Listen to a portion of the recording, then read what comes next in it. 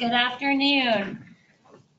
I'm Amy Couch, Communications and Marketing Manager of the Veteran Institute for Procurement, and I would like to thank you for joining us for today's webinar, GSA Schedules 101, Everything You Wanted to Know About GSA Schedules. This webinar was developed with the goal to help veteran businesses accelerate their growth in the federal marketplace. And that is what VIP is all about, accelerating the success of veteran-owned small business government contractors. And it's working. On average, companies grow 64% 1 year after graduation from a VIP program. VIP offers 3 different curriculums to give veteran-owned small businesses the tools they need to win government contracts. Programs are held in the Washington, D.C. area, just 11 miles from the White House. Participants receive hands-on, market-based instruction that helps establish best practices for federal government contracting, and the program is offered at no cost. We currently offer VIP Grow, which is our core curriculum, VIP Start, which is for veteran-owned small businesses looking to become procurement ready, and VIP International to accelerate veteran small business success in the global marketplace. This webinar series is made possible thanks to the support of SBA, whose goal is to provide resources to the 22 veteran business outreach centers located throughout the country that support veteran-owned government contractors with entrepreneurial development services, such as business training, counseling, and mentoring. And the VBOX centers are resources for the VIP alumni to ensure their continued success in the federal marketplace. The slides and audio from this webinar will be made available on the VIP website, which is www.nationalvip.org, and that is going to be in the resources tab. It is now my pleasure to introduce 2 true leaders in the field of government contracting, Hope Lane and Vanessa Payne Wilson. Hope Lane leads Arison's government contract consulting practice. With more than 25 years of broad-based experience in the government contracting arena, she is well known as one of the industry's most knowledgeable thought leaders in contract-related financial compliance and contract administration. Vanessa Payne Wilson is a managing consultant in Arison's Government Contract Solutions Group. With more than 15 years of full lifecycle government contracts and consulting experience, her expertise includes GSA contract management, subcontract administration, contractor task order proposals, and Big Four management consulting.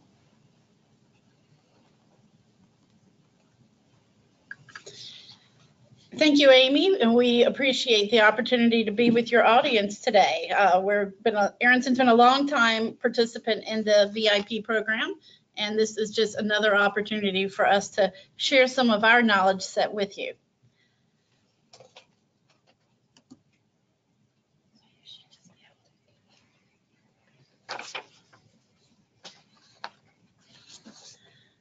So what we're talking about today are GSA schedules. For those of you, many of you may already have them, some of you may be interested in them, but for some of you it may be a new topic. We're here to tell you what they're about, what's new in the GSA schedules area, some very specific information about if you plan on submitting a proposal to obtain a GSA schedule contract, what's going to be required to successfully utilize that contract from a sales and marketing perspective, provide you some valuable information and resources that you can use along the way, and then we're going to talk about what it takes to keep the contract compliant and effective from a money perspective. A little bit about Arison. As you can see, we've been around quite a long time. We're a single office here in Rockville, Maryland, just a mere 2 miles from where we're sitting today. We have long time been focused on the government contracting space, and it is the largest industry group that we serve. We're very knowledgeable in a wide variety of areas as it relates to government contracting. We're a good corporate citizen, and we participate well, and we score well with our employees, and so therefore we get acknowledged, and we're very proud of that. As I mentioned, a comprehensive platform. We've been looking for solutions for our clients, everywhere from startups all the way through those who are trying to exit strategy. We've been thinking ahead for a long time. We have a very active blog down here at the bottom, Aronson Blogs. Anything you see us talking about here today, we are also providing even greater information on a broader range of topics on our blog. I highly encourage you to bookmark it and check it out frequently. You already heard about me. You already heard about Vanessa. So now let's get on to what are the schedules. So why do you need a GSA schedule contract? Well, the one thing that if you have spent any time trying to pursue the federal space is you need a contract vehicle. Frequently, you may, as a small business or a new entrant into the federal space, you may be getting an audience with a federal buyer. If they are interested in what you have to sell or what you are saying, and they think it might be a solution that they are in the market for, the first thing they're going to say is, how can I get to you? And what that really means is, do you have a contract vehicle that we could buy from, because they're willing to take a chance on you if you do. But if they have to go through the entire protracted full procurement process, they are going to be much less likely and much less interested in doing that with an unknown company. So what getting a GSA schedule does is it gets you a contract vehicle. It'll allow you to sell all of your products and services through the federal government with ease. And it is frequently the entry point for commercial companies, big or small, that are new to the federal market. It's also a very common way that subcontractors to prime contractors try to get their first prime contracts is through GSA schedules. So that's why you need one. So what is it? It's a long-term contract. It can be a 20-year long contract. It has a 5-year base period and up to 4 5-year option periods. We have actually already hit some of the GSA schedule contracts have already hit their 20-year evergreening, and there are lots and lots of companies are now getting new replacement 20-year contracts. It's in continuous open season. Why is that so important to you if you're interested in one? Unlike most multi-award contracts, the GSA schedule is the only one that is in continuous open season. That means at any time you can submit a proposal to get a contract awarded. All other multi-award contracts have an RFP that comes out, there's a proposal period, there's an evaluation period, and a certain number of contracts are awarded, and then it's closed for 3 to 5 years. GSA schedules don't work that way. They're in continuous open season, so you can get one. It's multi-award. There are thousands of GSA schedule contractors out there, so you do have a lot of competition. But your biggest competition is finding government customers that have money that you can provide a solution to. It's indefinite delivery, indefinite quantity, which just means you don't know what you're going to sell or when or to what agency, but it allows for you to do any of those things. It's evergreen. That's the mechanism that it allows it to continue to renew for up to 20 years. But the bottom line is it's only a hunting license. It does not find you any work. Getting a GSA schedule contract may be invaluable because it may help you close the deal, but it's not going to find you the deal. It does require a dedicated sales opportunity identification process. So what are some of the advantages of schedules? A big one is that it's government-wide access. Essentially, you're negotiating a set of rates with the federal government that any agency can now purchase from it, and they can issue task orders against it. So it negates the requirement for you to have to go out and negotiate different terms and conditions with every single agency that you approach. Any agency is eligible to buy from the GSA schedule under the contract terms and conditions. Now, they will still likely negotiate the prices because they're trying to still get the best deal for the government. Your GSA schedule prices are your ceiling rate, so you frequently will be asked to offer additional discounts, hopefully that are in relation to the dollar value or the quantity volume of the deal. It allows easy access for commercial products. As I said, it's a quick way to become a prime contractor. One of the reasons why agencies like to use it is because it's a streamlined ordering method. The traditional full and open procurement process, by the time you go through all the steps of it, can take upwards of 270 days, if not much longer. Whereas if an agency wants to issue a task order under an existing GSA schedule contract, they may be able to accomplish that in 30 days or less. So therefore, it's a much shorter award time. And for those of you who, there may be competitive advantages if an agency is talking to you as a schedule holder versus a non-schedule holder, because GSA has already negotiated the rates. So who can buy from these contracts? Well, as I mentioned, pretty much everyone in the federal government. There's a wide range of federal buyers and other organizations that can purchase. At the very bottom of this page, we provide a link to what the current listing is, but for discussion purposes today, it's essentially every branch of the government, including some mixed ownership like FDIC, World Bank, Red Cross. The District of Columbia can buy from every GSA schedule contract. Other state and local governments can buy on what's called cooperative purchasing on limited basis, which is limited to either any of the schedules if it's in response to or in preparation for a natural disaster, or if it's the IT schedule or the law enforcement schedule 84, agencies or state and local governments are able to buy from those schedules at any time. Now, one thing that's really confusing is other government contractors on behalf of the government.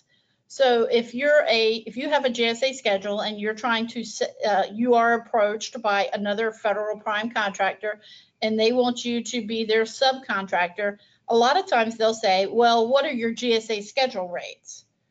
When they say that, the reason they're saying that is because that prime contractor has their own procurement rules and they have to get best rates for the government. That's why they're asking for your GSA schedule. They are not buying from your GSA schedule contract, but you have to be really careful because if you give a prime contractor your GSA schedule rates, the only way you should do that is if they give you specific task order or contract specific permission from an agency contracting officer. So be really careful when you're giving your rates to prime contractors because it can cause problems in your own contract. What can you sell? Pretty much everything. Products, services, there's a whole gamut of things out there. Things that tend to not be on GSA schedules are things that are inherently R&D related or, like contract manufacturing where it's really specific to the R&D activities, those types of things. Individual food products, like I once had an ice cream distributor that wanted to put ice cream on a GSA schedule. And I said, well, there is no GSA schedule for ice cream. And he says, why? The federal government buys ice cream. I said, the federal government buys food service contracts from Sodexo. You need to go sell to Sodexo. That's why. The government doesn't buy ice cream directly. What's happening in the GSA schedules area that is important for you to understand? It's something called the consolidation.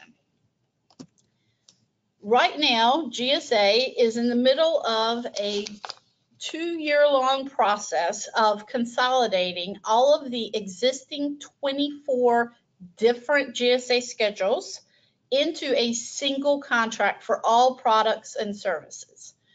It's a great big undertaking, and we're getting close to stage 1. The reason why GSA is doing this is they want to make it easier for federal agencies to be able to purchase from GSA schedules.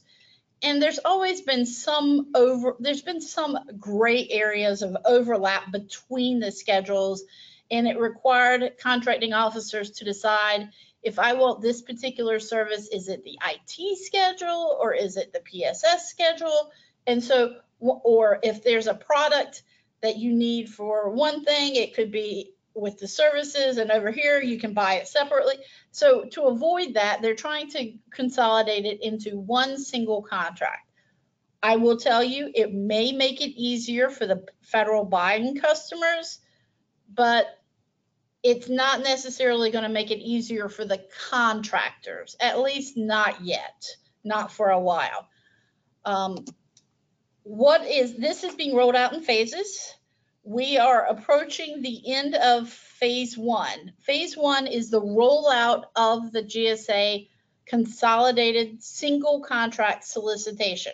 By the end of the current fiscal year, September 30th, they have said they will be issuing the new solicitation for the single schedule solicitation.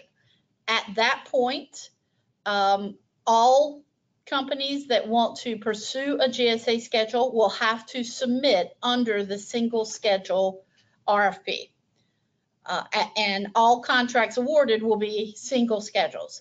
One of the several things they're doing as a part of this consolidation is they've already been in the process of reviewing the terms and conditions to try and make sure there was consistency. Well, we knew there was not consistency across the schedule, so they're trying to bring them into consistency. They've also been trying to remove duplications. Where I was saying those gray areas existed, they're trying to make sure when you roll it all together that they don't have continue and replicate that duplication. They're trying to align it better with the concept of category management, which is the way the government is going about procurement now. And they will eventually be closing all the current 24 different GSA schedule solicitations once they release the new single schedule solicitation.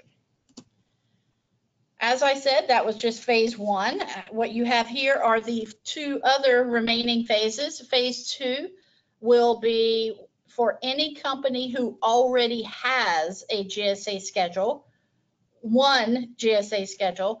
They will be sending out mass modifications to convert that sole schedule into a single consolidated schedule. Then there's a third set, which is going to happen by the end of 2020, which is companies who have multiple GSA schedule contracts. How do you roll those into one? That's going to be a more complicated effort, so they're saving that for last because it does affect the least number of contractors. But I think for today's purpose, phase one is probably the most important one. The big thing I want you to know about consolidations is that if you do not have a GSA schedule contract and you are interested in obtaining a GSA schedule before the end of the calendar year, you should be working on and getting your proposal submitted absolutely ASAP. We've been advising companies that you really need to have your proposal submitted by the end of June, if that's what your intent was. You may be able to push it to the end of July, but the theory behind this is, and a lot of people say, well, wait, we should just wait until the GSA schedule is consolidated and then we have broader options. If past experience holds true for the future, there will be a lot of delays that happen after this consolidation takes place.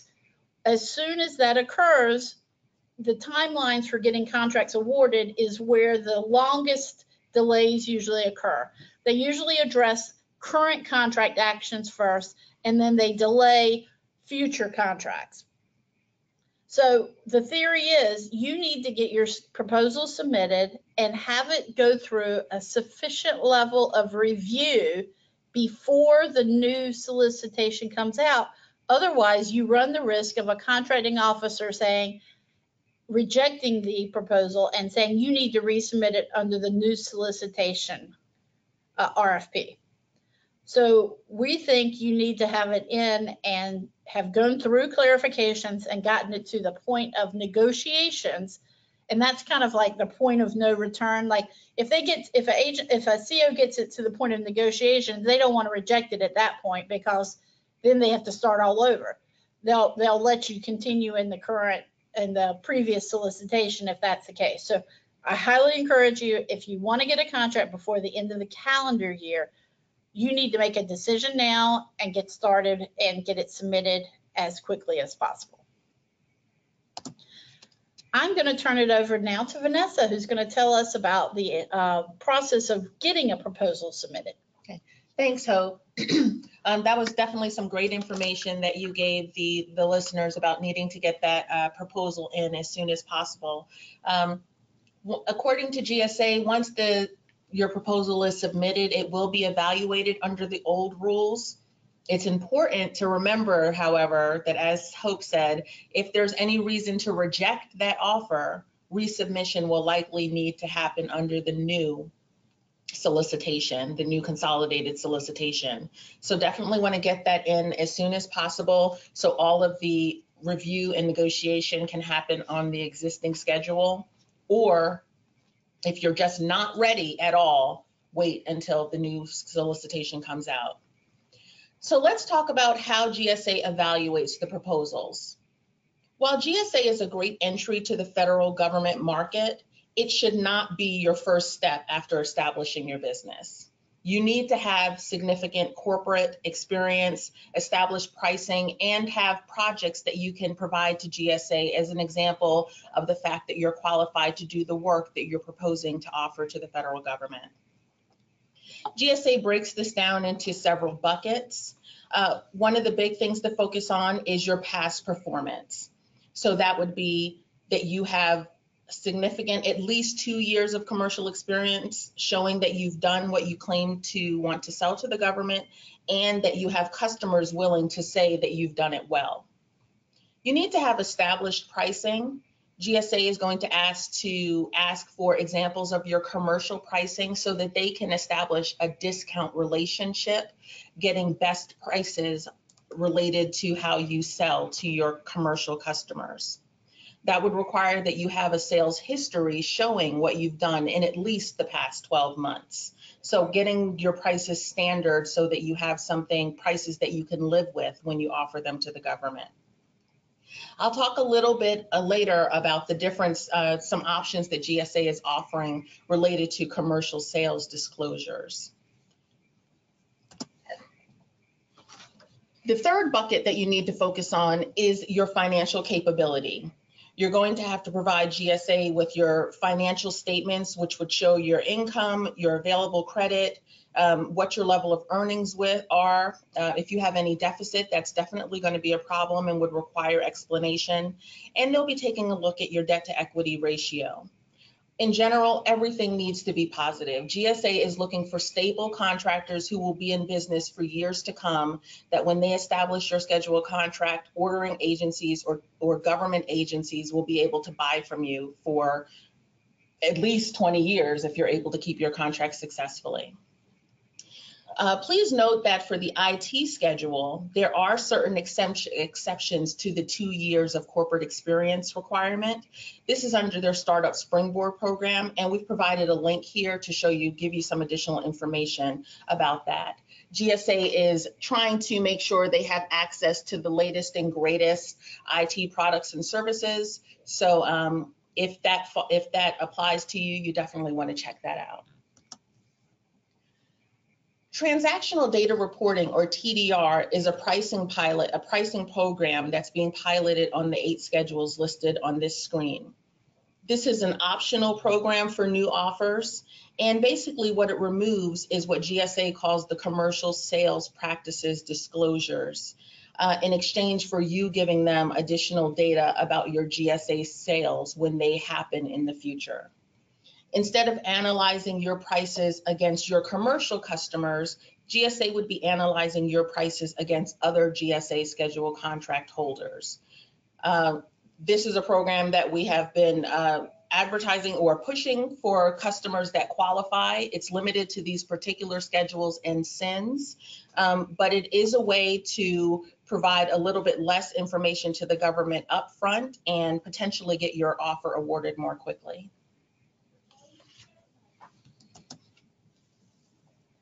Your offer to GSA will be broken down into 3 proposals, the administrative proposal, the technical proposal, and a pricing proposal. The next 3 slides will talk about the requirements for each one of those sections. This one is the administrative proposal, and listed here, readiness assessment and pathways to success are training that will need to be completed by an officer or someone authorized to sign for your company. GSA wants to make sure that you know what you're getting into and that you will have planned to dedicate the resources to marketing your GSA schedule contract once awarded, and that you know that over 50% of GSA schedule contractors never generate any sales on GSA schedules.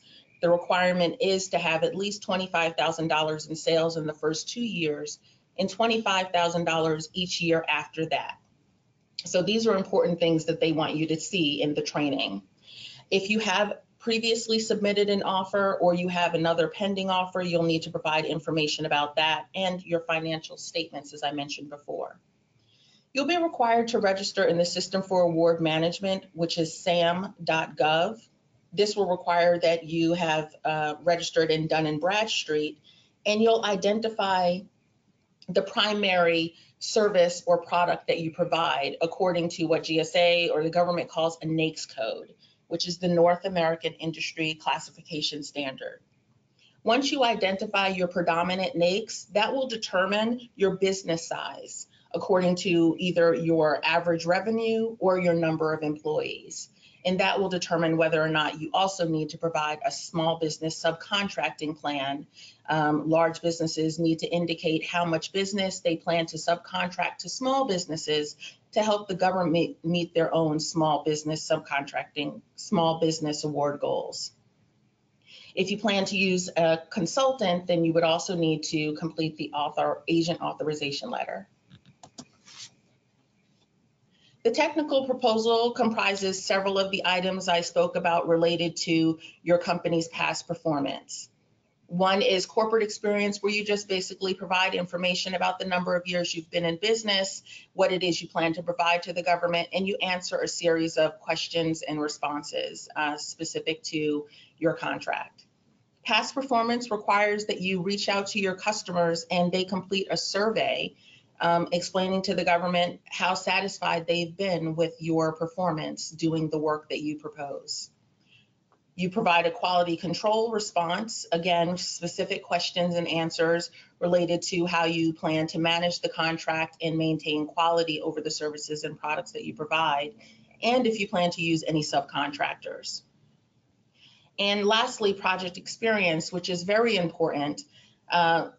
Depending on the schedule or the type of service that you plan to propose, right now it would be the schedule, either professional services schedule, the IT schedule, furniture schedule, but in the future there'll be a single schedule and you'll be deciding what category you're proposing.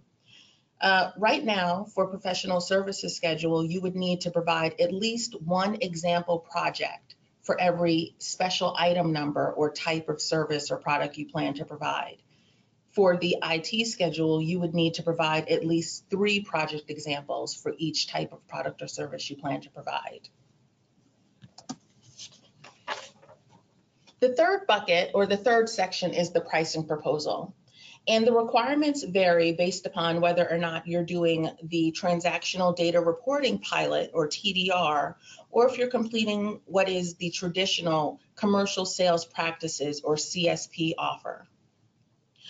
Both types of proposals require the completion of GSA's spreadsheet, which is a price proposal template, telling GSA what it is you're planning to provide, the price you're offering, and giving information about whether or not who your most favored customer is and what GSA's price will be in comparison to that. For the TDR offer, you get to exclude the most favored customer information. For TDR, again, you get to exclude commercial sales practices, but for your regular offer, this would be where you provide information to GSA about how you sell your products or services on a standard basis. Do you have a commercial price list? Do you sell via just market rates, whatever the market will bear? And what are those prices? And do you offer any discounts to your customers, or are there any exceptions to the types of pricing that you provide?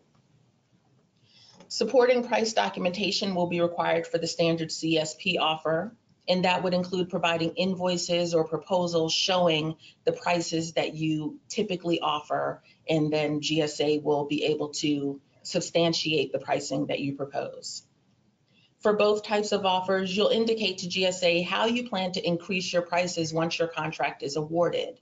They call this the economic price adjustment clause. And you will either propose to increase your prices based upon a commercial price list or based upon the Department of Labor employment cost index, or GSA can negotiate a specific price escalation with you based upon your internal pricing structure, if you're able to substantiate that. In essence, you have a choice between establishing one-year rates where you come back each year and ask for an increase, or establishing 5-year rates at the outset that increase automatically every year on the anniversary of your contract. A price narrative will be required for the CSP offer, providing information to GSA about how you came up with your prices, the time frame that you looked at to disclose your pricing information, and just give them a high-level view of the pricing that you're offering. And for both TDR and CSP, if you're going to be offering any labor categories or services with professional employees, or services with employees services requiring staff to provide those services, you have to indicate whether or not those people are covered by the Service Contract Act, or SCA, also now called the Service Contract Labor Standards. Hope, did you want to jump in and say anything about SCA? SCA generally relates to non-exempt personnel that are paid on an hourly basis. So if you're using those types of personnel in the performance of services on a GSA scheduled contract, then those are aligned with SCA, and there's a whole separate set of pay requirements, fringe benefit requirements, holiday and vacation requirements that go along with the inclusion as an SCA covered employee. If you have any questions about that, Aronson has extensive coverage of that particular topic in great detail, available on our blog and on our website. So what types of pricing information would you need to provide in your pricing proposal? What's important to understand is that GSA will be asking you to take a 12-month look back at your commercial sales in order to predict going forward what's going to happen in terms of your pricing. So this would be why I suggested you need to have some standardized rates before you go forward with your GSA proposal, because based upon those rates, you're offering GSA pricing, and you may need to offer GSA a discount off of that pricing. These need to be prices that you can live with and still make a profit. If there are any discounts, whether they're standard discounts, you give a X% discount off of all orders over a certain dollar threshold, or if you have non-standard discounts, occasionally you give a discount to new customers, or customers that give you marketing in exchange for selling your product. Those would be things that you need to disclose to GSA.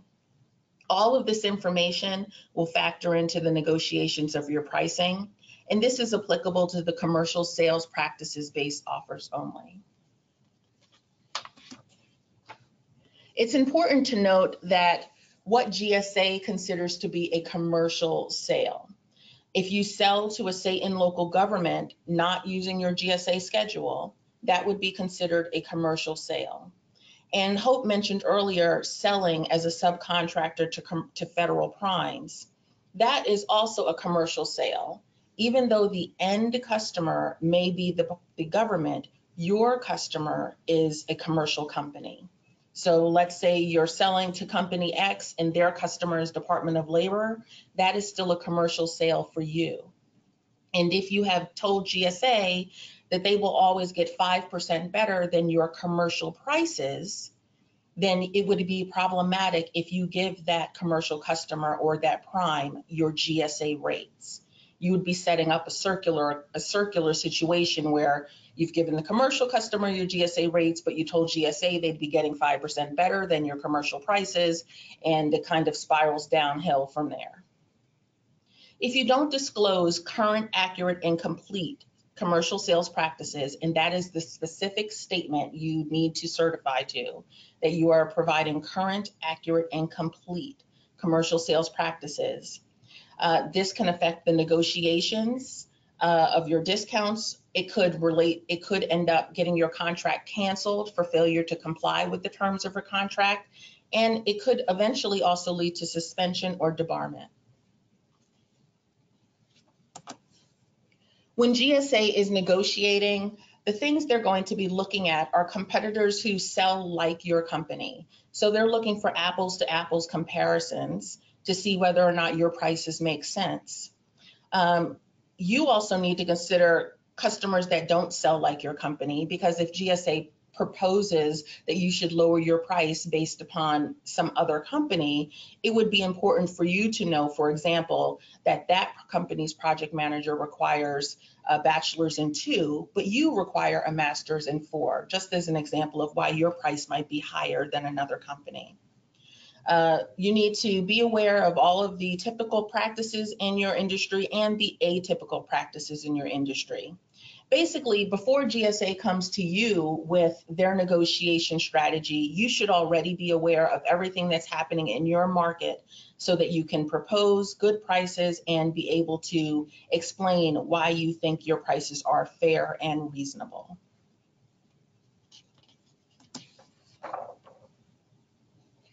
When looking at the commercial sales practices based offer, GSA is looking to find the most favored customer. Who is the customer that gets your best rates? And then you would propose a discount related to that best pricing. It may not be the lowest price if you have some sort of deviation that you would explain to GSA. For example, your lowest price might be to a customer that gets a discount because they buy $5 million a year. In that case, you'd want to talk about your best comparable customer, the customer that buys most similar to GSA, and GSA's price should be best benchmarked to that. You also should do a market analysis so you understand what comparable companies with GSA schedules are offering their services and products to for the government. This screen is just a quick glimpse of the difference between the CSP, or commercial sales practices model, that I've been talking about and the transactional data reporting model. In short, the most important line is the top, which is that if you do TDR, all of the information related to your commercial sales practices and needing to maintain the discount relationship related to what GSA calls the price reductions clause would be eliminated in exchange for you providing information on your GSA sales once your contract is awarded at an itemized level. So GSA would be able to understand the price that you're selling at on a task order. Vanessa, before we go on to the next section, there were a couple of questions that were, and I think we've addressed them, but I just wanted to make sure that we kind of point to where we spoke about them in the program. Right. There was a question saying, I don't really understand the issue of giving rates to a prime. Aren't the rate sheets posted publicly? Can you provide some specific examples of what the issues are? This relates to when we were talking about selling as a subcontractor to a prime contractor. While there are exceptions where a prime contractor can buy on behalf of the government, that would be an example of when you can give your rates, your GSA rates to a prime under what is called the FAR 51 deviation. That allows a contractor to buy from your schedule as if they are the government. Excluding the FAR 51 and getting that in writing from the ordering agency, when you sell to a prime contractor, that is a commercial sale. And if you have established a discount relationship where GSA gets X% off of your commercial prices, and you give your GSA rates to a commercial customer, that would activate the downward spiral that I talked about, where you would in essence be violating the price reductions clause by giving your commercial rate, your GSA rates to a commercial customer. Another question we have is I'm submitting our GSA application or Federal Supply Schedule application this month. Do you know if it will be accepted or will I have to complete the new consolidation solicitation? The new consolidation solicitation will not be available until October 1st, 2019. As Hope mentioned, if you are planning to submit your application, this month would be a great time to do it. The sooner, the better. Then it will likely be reviewed and negotiated under the existing solicitation terms. The longer you wait, the more you run the risk that GSA will get backlogged, and by the time your offer gets picked up, it could be rejected for a variety of reasons, and then you would be required to resubmit and do all of that work under the new consolidation solicitation terms and conditions. We have another question. Do you have any information about the accelerated contract process GSA launched in 2018? Recently, we've heard from GSA that professional services schedule, or PSS, offers are taking about 4 months. This is down from the over 1 year high that had been in place for quite some time. And IT offers are running about 3 to 4 months. Occasionally, these offers get through faster, and there are some specific criteria, such as the IT Startup Springboard program, that allows companies to accelerate their offer. Also, if there's an agency that is willing to write a letter on your behalf stating that they are looking for you to have a GSA schedule so that you can be included in the customers available to bid on an upcoming RFP, that could potentially get your contract, your offer accelerated as well. Great, thank you.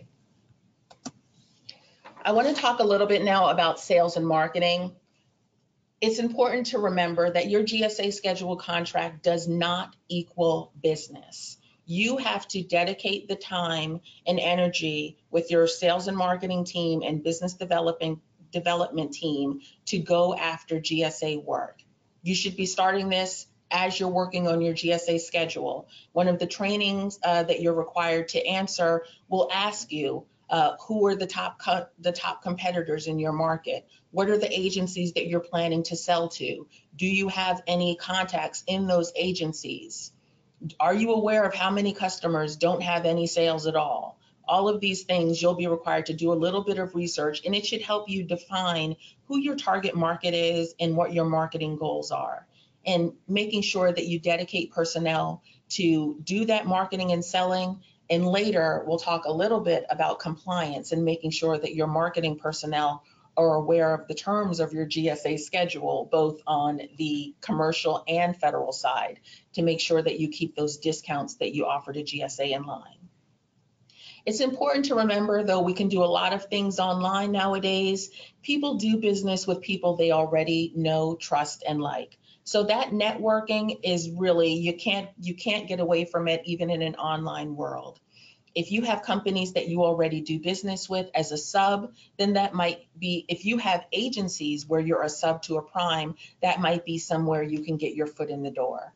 If you are networking with agencies, those are agencies you want to reach out to submit your first proposal and keep an eye on the RFQs that they're releasing. And just as a basic process, you need to make sure that you tell everyone you have a GSA schedule. Once it's awarded, put that on your website, educate your staff and your customers that you have a schedule, what it is that you're selling under your schedule, and build relationships so that you have people looking for you. You want to understand what it is your customers are looking for so that you can provide them with the products and services they need. And there are a variety of GSA e-tools and resources that can help you with your marketing. I'm actually going to show you a couple of those right now. One is the GSA Vendor Support Center, where you can get information about compliance, get some additional education, and get information about marketing.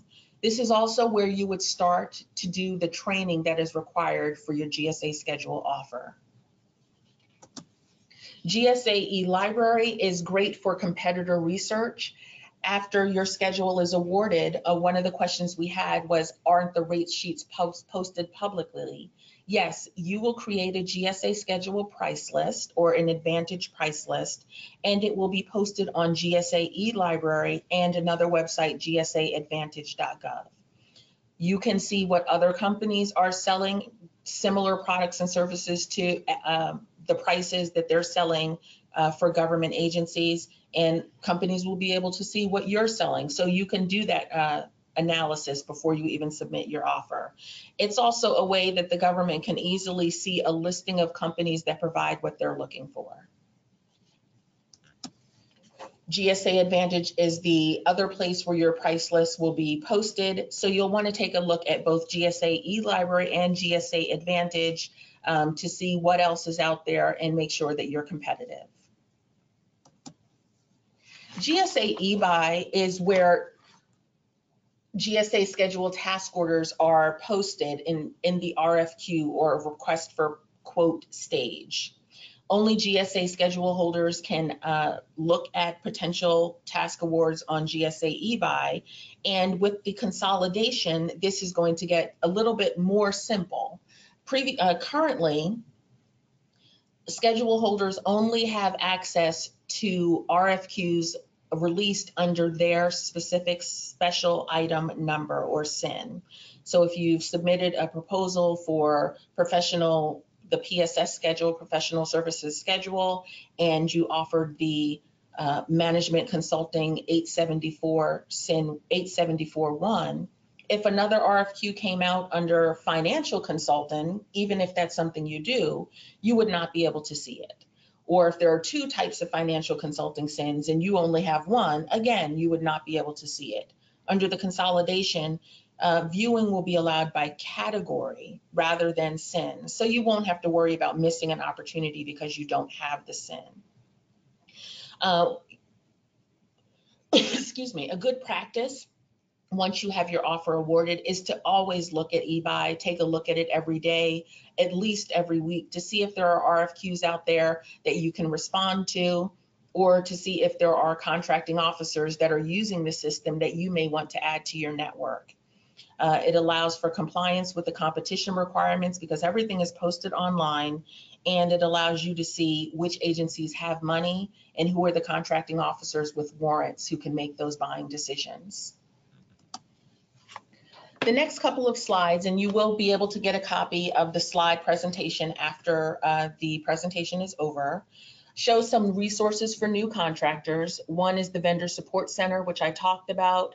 And then at the bottom of the slide is GSA Interact, which has a variety of groups, including these videos for contractor success, but a variety of groups where GSA puts information about what's happening in the GSA schedules world. FedBizOps or FBO.gov is another place where opportunities are posted when they're over $25,000. And the rest are other links to forecasts and places where you can look for information on who might be buying. And this last page, again, more links for GSA information. And if you're a small business, some specific links for getting some help related to what you provide and what specific needs you may have. I'm going to turn it back over to Hope, and she's going to talk about schedule contract compliance. This is something you need to have in mind from the very beginning. So while Vanessa's giving you all the insider information on how to successfully get a contract awarded, now we want to focus on what does it take to stay in compliance and stay profitable with that contract. As we said, these can be contracts that go up to 20 years long, which is fantastic, but they're not going to maintain their cost effectiveness or profitability if you don't do what you're required to keep it current. Your GSA schedule at the time you get it awarded is really just a snapshot in time, and it's already a little bit dated. It's about a 12 to 15-month dated snapshot. You need to constantly be looking at that snapshot again and again, at least on an annual basis, to see if there are any changes that you need to make to the contract to add labor categories for newly hired employees, to add new products or product lines that you're offering, to delete obsolete products, to increase your prices if your pricing mechanism requires you to on an annual basis. I will tell you, I've lost count of the hundreds of contractors I've spoken to over the years that have called me and said, you know, our GSA schedule contract used to be really great, but you know, we've had it about 5 years and now it's so bad I rarely use it. When you start peeling back the onion on that conversation, almost every reason why that contract doesn't work for that company any longer is because they failed to take an action when they needed to. And over time, the cumulative impact of that were constant hits to profitability. So we don't want you to get caught by that. We want you to get a great contract, and then we want you to make sure you understand what it takes to keep it great. So among the things you have to do are some requirements things. You have to have a system in place that identifies when an agency buys from you, is it a GSA scheduled sale? One. And two, I need to now put it in the bucket so that at the end of the quarter, am telling GSA, I made a GSA schedule sale and here's what I have to pay you. GSA schedules, the group at GSA that administer and award GSA schedule contracts do not receive any appropriations from Congress. It's an entirely self-funded group through what's called the industrial funding fee, which is 0.75% of all GSA scheduled sales. So the contracting officers you're working with, their salaries are paid by this IFF.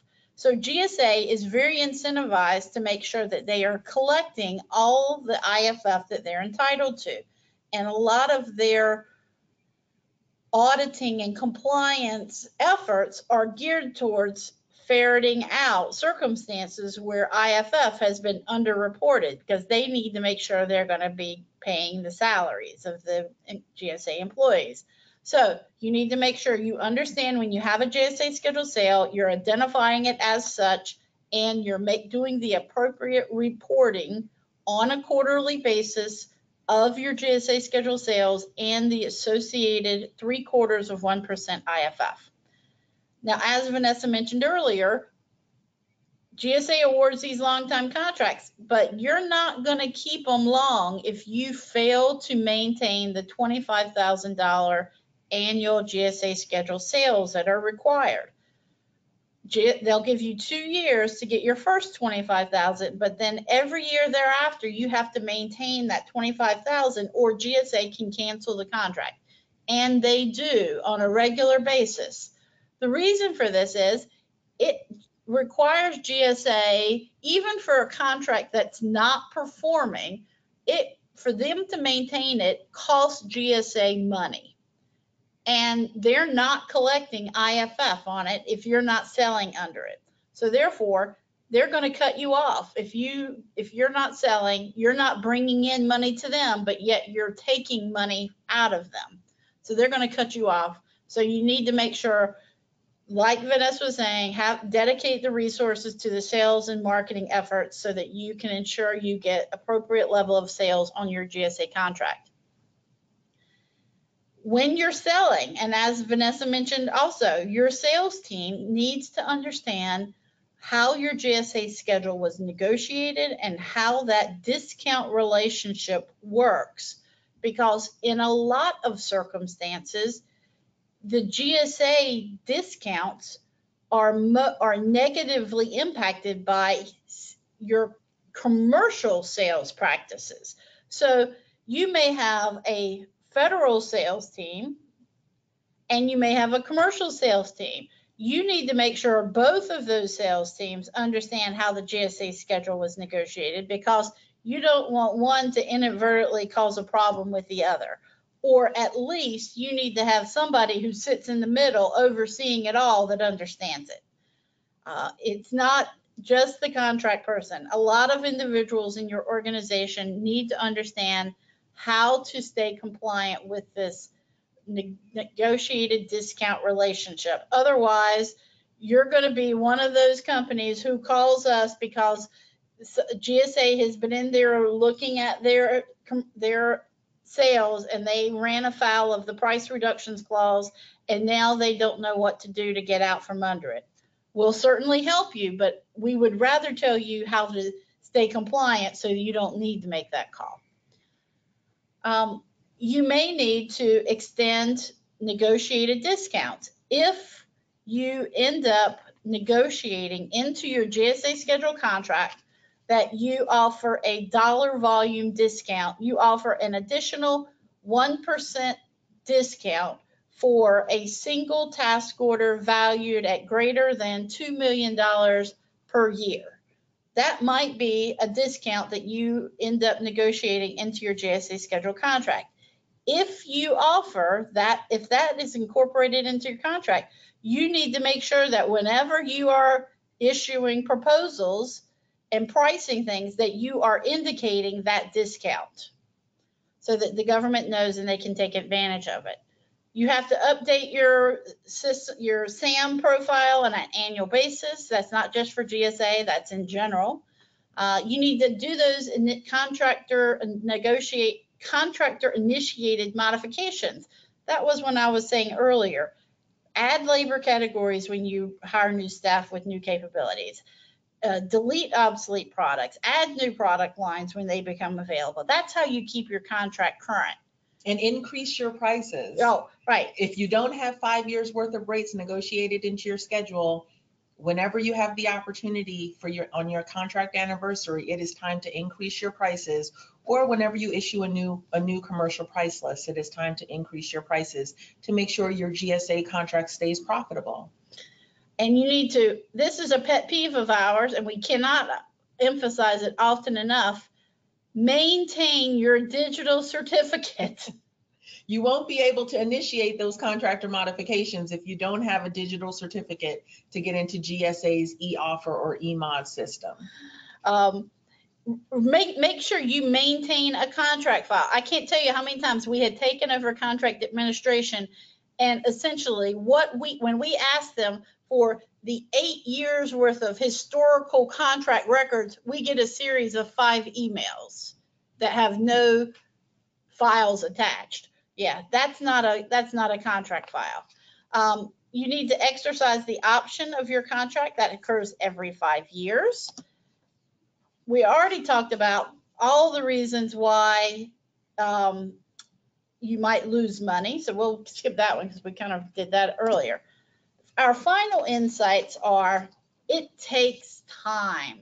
It takes time to understand how the federal government buys. It takes time to close a deal. It takes time to get a GSA scheduled contract. You've got to dedicate the resources. It's going to take time to get a GSA schedule. If you don't have the resources internally, you may need to consider whether you outsource this effort. You need to make sure you have the financial capabilities. You need to be prepared to disclose all of your commercial sales practices, because 5 years down the road, 3 years down the road, you may find you've run afoul because you failed to disclose something. The bottom line is you don't know what you don't know, and there's a surprising amount of leeway in negotiations. If it's your first time negotiating, you may not understand that, and you may cave in to what GSA is adamantly telling you you need to do, but we're here to tell you that you can, and we do successfully push back day in and day out. So I think now, Amy, we can turn it over. Okay. Thank you, Hope and Vanessa, for an excellent presentation on GSA schedules. And thank you to the participants for attending and to the SBA for making this webinar possible. Again, we hope you found the information presented to be helpful. And I would ask that you take a moment to complete a very short survey that will be sent to you immediately following this program. Your feedback is very important to us. Thank you, and we wish you all continued success.